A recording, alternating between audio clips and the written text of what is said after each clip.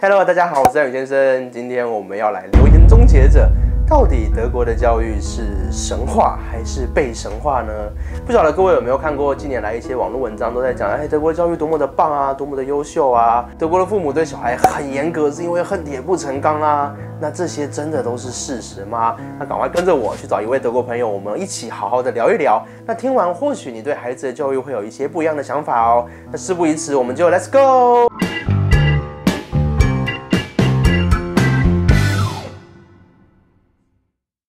嗨，我是马蒂，我是一个德国人。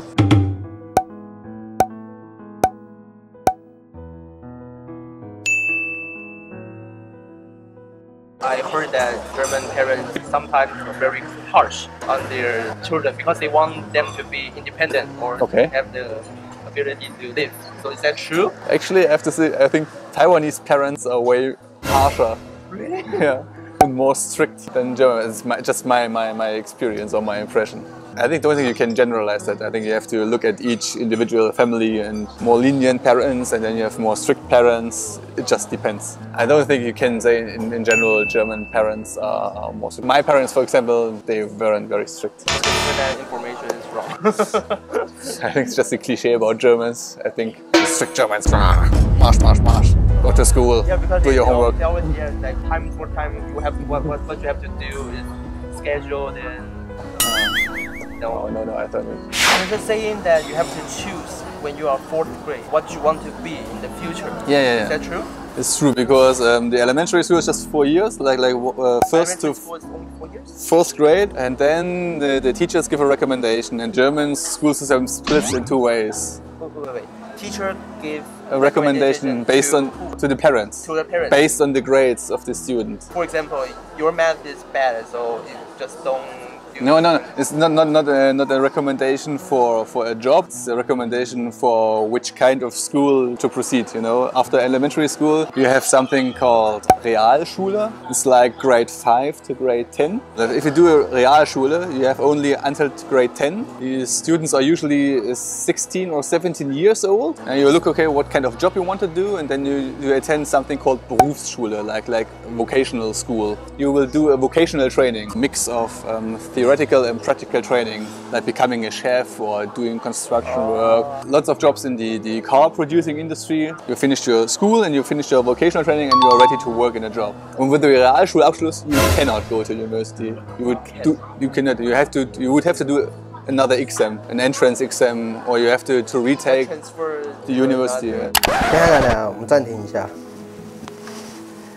你们能想象10岁就被学校老师跟家长给定位你的未来吗？10岁不是应该是个天真无邪的年纪吗？那如果你假设考试不小心肚子痛，然后考差了，你就不能去大学嘞，然后你的人生可能就从此改变嘞。而且你们有没有觉得这跟中国抓周有点异曲同工之妙？父母都帮小孩决定好他们的未来，帮他们打理好一切，这样做真的是好的吗？我们影片的最后，我们来好好的探讨这个问题。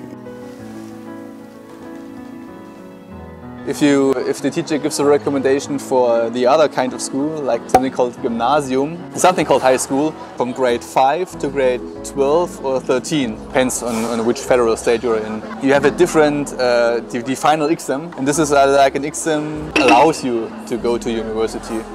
Your parents and your teacher have to decide in 4th grade which kind of school you go to. Back in the day, the teacher said, no, you cannot go to gymnasium, you cannot go to university, there was no way around it. Nowadays, it's way more flexible. After this decision was made, like in the 5th grade, 6th grade, you can switch in both ways. It's not that strict anymore. Do German people like this system? Like they are used to it, but there's like huge criticism. So because in each of the 16 federal states there are different rules. If I were to have kids in Saxony where I live and then I want to move to Bavaria, then maybe my kids would have to retake also because there are some differences. So there's an education difference. Yeah. There's no centralized German-wide education. 大家听完之后觉得德国的小学怎么样嘞？在年纪那么小的时候就被父母跟家长给决定他的未来，这么做真的是一件好事吗？